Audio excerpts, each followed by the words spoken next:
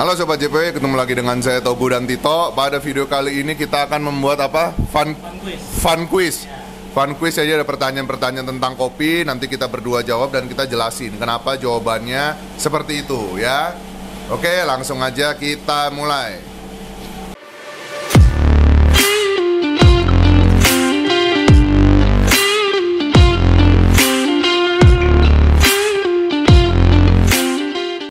Nah, ini fun quiz ini nanti akan pertanyaannya dibuat sama Noval ya, yang lagi nge-record. Nah, Noval ini dia buat pertanyaan, tapi kita juga belum tahu pertanyaannya apa. Ya, jadi ini benar-benar konten yang spontan yang kita memang langsung jawab. Ya, oke, langsung ya Val. Lo mau nanya apa Val? Pertanyaannya pertama. apa?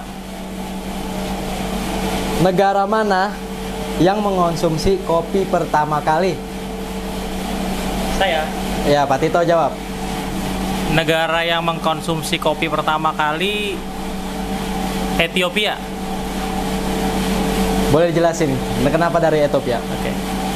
Kenapa Ethiopia? Karena tanaman kopi pertama kali ditemukan oleh gembala kambing. Iya. Kambingnya makan biji kopi terus jingkrak-jingkrak. Kayaknya gitu. Iya.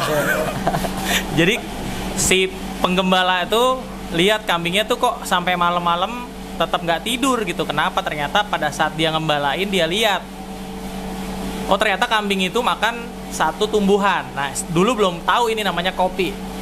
Nah begitu dia coba, nyobanya juga nggak kayak kita gitu ya. Kalau kita kan kopi di roasting terus ya ada banyak metode seduh setelah di roasting gitu kan. Ini enggak, kopinya dipetik gitu aja, disangrai gongseng ya dengan ala kadarnya gitu ya, karena pengembala. Terus dia cobain, dan setelah minum itu kopi, dia memang berasa kan lebih segar gitu. Kayak kambingnya jingkrak-jingkrak juga gitu, karena kafeinnya. Nah, kenapa saya sebut Ethiopia? Karena ini sebenarnya ditemukan pertama kali kopi ya di Ethiopia. Jawabannya betul, Pak? Betul. Ting. Oke, berarti 1-0 ya. Pertanyaan kedua. Nih, ini paling gampang banget. Sebutkan tingkatan roasting pada biji kopi dan jelaskan masing-masing rasanya. Ya oke Pak Togu. Apa ya? Gila. Jujur aja ya, gua di JPW itu udah berapa tahun gua nggak ngurusin kayak gini-gini nih Tok. Terakhir itu mungkin gua ngurusin 2014 kayak 2015. Jadi gua udah lama banget sih. Tadi apa pertanyaannya, level roasting? Ya, tingkatan roasting pada biji kopi dan jelaskan rasanya masing-masing. Ini kita general aja ya. Level roasting itu ada light, medium, dark. Ya. Di tengah-tengahnya ada light to medium, ada medium to dark. Ya, sama dark. Dark ini ya udah yang tadi itu ya. Terus kalau light sama medium itu cenderung asamnya tinggi. Ya, bodinya low. Biasanya kayak gitu. Ya, kalau medium to dark itu biasanya balance antara acidnya sama bitternya sama bodinya, cenderung rasanya semuanya balance. Kalau dark itu dia acidnya low, acid itu tingkat keasaman, ya pahitnya tinggi, bitternya tinggi, bodinya pun high. Nah biasanya yang dipakai untuk campuran espresso blend ya, atau untuk kopi susu itu biasanya roastingan yang medium to dark. Sangat jarang kopi susu itu pakai roastingan light to medium. Karena apa? Karena kopi susunya sendiri sudah manis, sudah ada gula, jadi dia butuh dicampur sama roastingan yang memiliki bodi yang tebal. Ya, biasanya kalau mau lebih enak lagi ada dicampurin juga sama robusta. Ya, jadi kurang lebih itulah, ada light, medium, dark. Di tengah-tengahnya ada light to medium, ada medium to dark. Ya, seperti itu. Oke. Benar nggak? Ting, benar Pak. Benar. Tapi Oke. kalau jawaban dari Google lebih detail, cuman lebih balance dari Pak Togu. Oke. Apa tuh yang lebih detail apa? Yang lebih detail mungkin penjelasan lebih panjang. Oh. Lebih jelas lah. Kita lanjut ya pertanyaannya Pak. Pertanyaan yang ketiga. Ini kayaknya juga gampang sih Pak. Yang harus diperhatikan dalam cupping tes kopi adalah Bapak Togu lagi. Bapak, saya lagi mikir itu. Udah satu sama ya, sekarang harus ya. Harus benar sih. Pak. Oke. Gua. Yang harus diperhatikan Ya. dalam cupping tes kopi. Ya, betul Pak. Ini kalau kita berdasarkan, kalau kita literatur ya, itu cupping test kopi itu kan dibagi 4. Ada aroma, flavor, Bener, apa lo maksudnya apa? Itu bukan? Betul, Aroma, Pak. flavor, body, sama acidity. Yang paling harus diperhatikan dalam cupping Apa test yang kopi. pernah konten gue buat aftertaste? Ya, itu dia Itu, jawabannya. oh, ya Itu dia. enggak. Kalau aftertaste itu menurut gua. Oke. Itu menurut gua, tapi sebenarnya kalau kita menurut aturan apa tuh? SCA ya.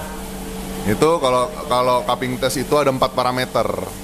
Ya, ada aroma, flavor, bener ya, aroma, flavor, body, acidity. 4 ini parameter utamanya. Tapi kalau menurut saya pribadi, ketika praktek langsung di bisnis kopi gitu ya, ini penting. Tapi ada satu lagi yang menurut saya ini vital banget, yaitu namanya aftertaste. Ya, aroma, body, flavor, taste itu ibaratnya acidity itu selera. Tapi menentukan kopi enak atau enggak itu dari aftertaste-nya. Kopi yang aftertaste-nya clean, tidak ada sesuatu yang nyangkut, tidak ada sesuatu yang tidak enak gitu di mulut, di rongga-rongga mulut, itu tandanya kopinya itu kopi bagus gitu loh. Jadi menurut saya aftertaste itu penting banget, tapi tetap kalau menurut literatur ya 4 ini yang jadi acuan. Lo mau nambahin nggak toh? Cukup, Pak. Itu emang apa ya? Ya kalau literatur aftertaste tuh kayak termasuk kayak clean cup namanya. Jadi rasanya nggak ninggal. Kita kenal dengan clean cup. Tapi semua itu memang balik lagi di ya kayak Pak Togo bilang, semua itu penting, tapi itu selera. Kita nggak akan bisa nyeting selera orang kan, selera pasar masing-masing seperti apa. Tapi kalau kopi aftertaste-nya clean atau clean cup, itu udah pasti semua orang suka. Gitu. Entah flavornya apa, seleranya apa, yang penting aftertaste-nya clean. Jadi fokusnya di situ. Gitu sih kurang lebih, Pak. Oke. 2-1 kalah saya ini. Tapi bingung sama-sama jelasin dua-duanya, jadi siapa yang menang nggak tahu, nambah skornya Pak Togo siapa. yang menang. Oke, Pak Togo. Pak Togo yang angkat tangan duluan. Saya Oke. lagi mikir tadi. Oh, iya. Oke, lanjut ke pertanyaannya, Pak. Oke. Pertanyaan keempat. Kopi Toraja merupakan kopi jenis Pak Tito, ayo. Kok kopi Toraja merupakan kopi jenis Iya. yang dijual JPW atau gimana gitu? Ya, Robusta atau Arabica. Kalau yang dijual JPW Arabica jelas. Oh iya, kenapa? Tapi nggak menutup kemungkinan di Toraja juga ada kopi jenis Robustanya. Tapi di JPW nggak masuk. Kenapa? Karena JPW atau kami merasa Robusta yang sementara ini masih megang banget ya di Indonesia ya masih Robusta Lampung. Jadi kita nggak mengadakan Robusta lainnya kecuali by request dengan jumlah minimum order gitu ya Pak. Kalau memang kita adain di toples yang ready gitu hanya Robusta Lampung, dan yang ada di sini kopi Toraja Arabica. Ini gua nambahin dikit. Sebenarnya kenapa kita ngadainnya untuk saat ini Robusta Lampung, itu hanya Robusta Lampung, bukan berarti dia yang terbaik ya. Yang terbaik itu apa ya istilahnya ya? Itu klaim-klaiman aja sih. Sebenarnya banyak sekarang Robusta Gayo juga enak, Robusta Temanggung juga enak. Robusta apalagi banyak sih, Robusta semuanya enak-enak semua ya. Terus kenapa kita ngadainnya Robusta Lampung? Karena memang itu adalah yang paling apa ya toh ya? Paling stabil, paling gampang stoknya, harganya masuk, buat dijual lagi juga masuk, dan untuk campuran blendnya kita juga masuk. Jadi tuh kayak apa ya, dan kita udah ada varian itu udah ada 18 varian. Kita kalau nambahin varian lagi tuh repot banget kitanya. Untuk origin tuh kita udah banyak banget. Jadi memang untuk saat ini masih Robusta Lampung aja yang JPW jual. Tapi Robusta lainnya juga enak, Robusta Gayo juga enak. Ya, saya pernah nyobain Robusta Blitar, ada lagi tuh baru dari Blitar, itu enak juga. Ya banyak sih, Robusta cuma banyak, enak semua. Cuman saat ini yang kita jual itu hanya Robusta Lampung aja. Stabilnya kali ya. Oke. Dua sama. Udah sama berarti. Oke. Ini pertanyaan terakhir dan Noval sendiri nggak tahu jawabannya. Wow. Ini mungkin dari pendapat masing-masing ya. Misalnya Pak Togo yang jawab, berarti Pak Togo yang jelasin. Kalau Pak Tito yang jawab, Pak Tito yang jelasin. Mungkin skornya bisa sama-sama lah. Ya. Karena Noval sendiri nggak tahu jawabannya. Oke. Oke. Ini mungkin pertanyaan ya universal juga sih Pak. Pertanyaan kelima. Apakah benar espresso memiliki jumlah kafein lebih banyak dari brew coffee? Apa? Apakah benar espresso memiliki jumlah kafein lebih banyak dari brew coffee? Dari brew coffee, Iya. manual brew Iya, maksudnya. iya. Oh iya. Udah lo aja jawab deh. Saya dulu ya Pak. Apakah benar espresso memiliki jumlah kafein lebih banyak dari manual brew coffee? Ya. Manual brew. Ya. Manual brew. Brew coffee maksudnya kopi yang diseduh secara manual gitu ya? Ya. Jawabannya benar. Kenapa? Karena espresso itu ekstrak dari si kopi itu sendiri. Jadi si bubuk kopi, ya kita definisi espresso dulu. Espresso adalah salah satu metode yang mengekstrak bubuk kopi yang telah digiling halus dengan menggunakan mesin khusus dengan bertekanan tinggi dan temperatur yang udah disesuaikan. Jadi dia udah disetting untuk menghasilkan sirupnya. Jadi kayak ekstrak bener-bener apa ya kalau kita bilang kayak saripatinya dari kopi dipres semuanya dikeluarin lewat espresso. Gitu. Kenapa dia bisa lebih banyak? Karena ya namanya sarinya lebih banyak gitu pasti kandungan kafeinnya. Nah, kalau brew coffee biasanya ya dia airnya juga kadar airnya lebih banyak daripada banyaknya kopi. Jadi contoh kalau espresso tuh biasanya 1:1,5 sampai 2,5. Kita anggap pakai 10 gram berarti jadi espressonya maksimum 25 mili gitu ya. Biasanya 20 sampai 30 sih kalau udah jadi gitu ya. Jadi dari 10 gram cuma jadi segitu dan kafeinnya diekstrak semua di situ gitu. Nah, kalau yang brewing coffee contoh 10 gram kalau 1:10 biasanya airnya 100 mili. Jadi ekstrak dari 100 mili itu si kafeinnya udah terpendar atau apa ya, terlarut oleh air panasnya. Itu kalau menurut saya gitu. Mungkin Pak Togu punya tambahan? Oke. Tadinya gue juga mau jawab kayak gitu, tapi gue nggak berani sih sejujurnya. Karena gini, gue tidak pernah mempelajari apakah espresso itu kafeinnya lebih banyak dibandingin manual brew. Kalau main logika itu bener kayak gitu, tapi apakah yang diomongin Tito 100% bener, gue nggak bisa meyakinkan itu bener atau enggak. Karena gue nggak tahu ya, ukuran kafein itu apakah berdasarkan hasil brewnya atau kita cuma ngukur kafein itu berdasarkan dari biji kopinya atau dari bubuknya aja itu sudah menentukan kadar kafeinnya. Itu pertama. Ya, yang gua belum tahu gitu loh. Ini sebenarnya apakah lebih banyak atau enggak? Nanti kita juga mungkin bisa cari literaturnya, kita pelajarin lah ya. Jadi konten. Gue sendiri gue nggak berani jawab, takutnya ntar salah, ntar dibully lagi ya kan. Biar saya aja yang dibully. Ya, biar Tito aja yang dibully, ya kan. Kalau main logika yang Tito bilang benar, karena espresso itu sarinya sama aja kalau ibaratkan kita main konsentrat atau apa biasanya kandungan misalkan buah gitu ya atau apa yang dibikin jus apa gimana lah gitu ya. Sirupnya. Gitu itu kayak lebih banyak gitu ya kandungannya gitu. Tapi juga mana lebih banyak kandungan vitamin C jeruk atau perasan jeruk? Bingung nggak lo? Iya sih. Nggak? Logikanya gitu kan? Bener kan? Ya, Mana?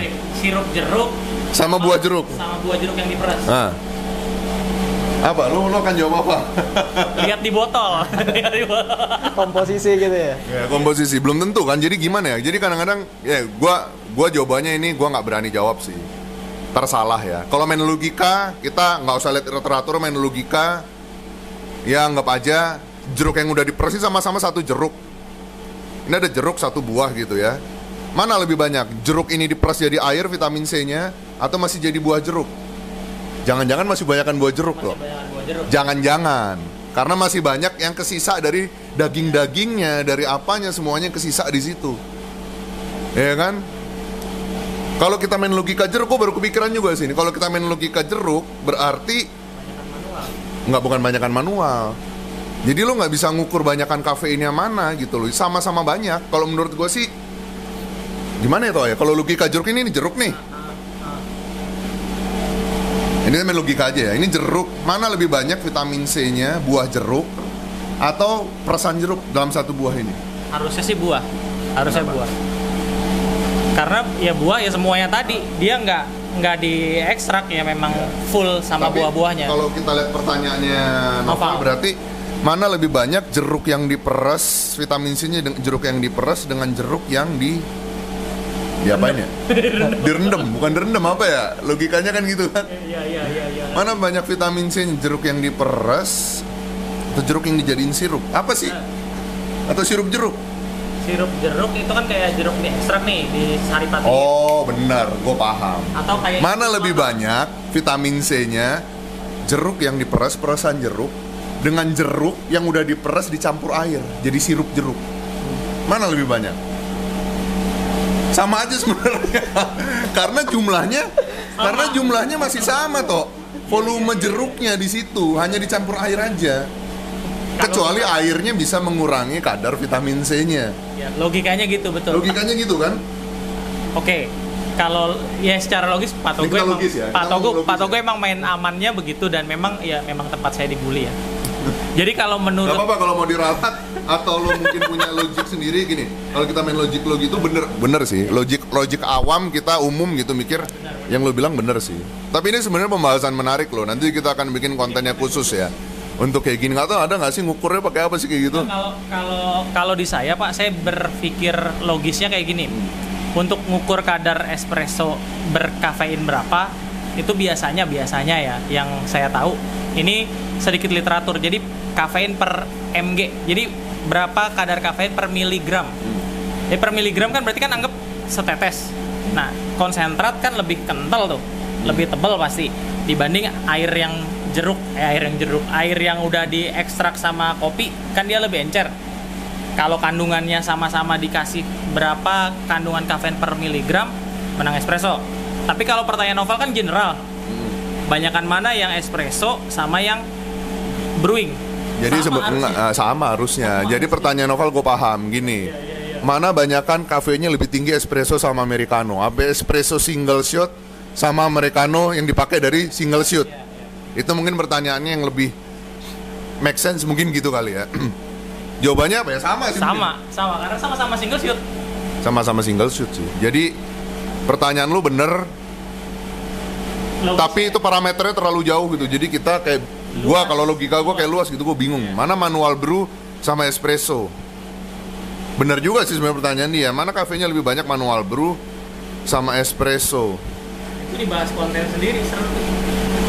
Kalau logika gue sih kayaknya sama deh jumlah kafeinnya. Kalau hasilnya dari 10 gram kopi yang diekstrak jadi... Iya, kan kita ngukurnya dari bubuk kopi kan? Iya. Nah itu, ya benar. Espresso berapa gram? 10 gram? 10 gram, satu shot. Sama-sama 10 gram nih, espressonya 10 gram, manual brewnya 10 gram. Kalau menurut gue sih sama. Menurut gue. Malah kalau tadi manual brewnya ditubruk gitu ya, direndam lebih lama, mungkin ya nggak. Ini masih berandai-andai aja, masih cuma logika.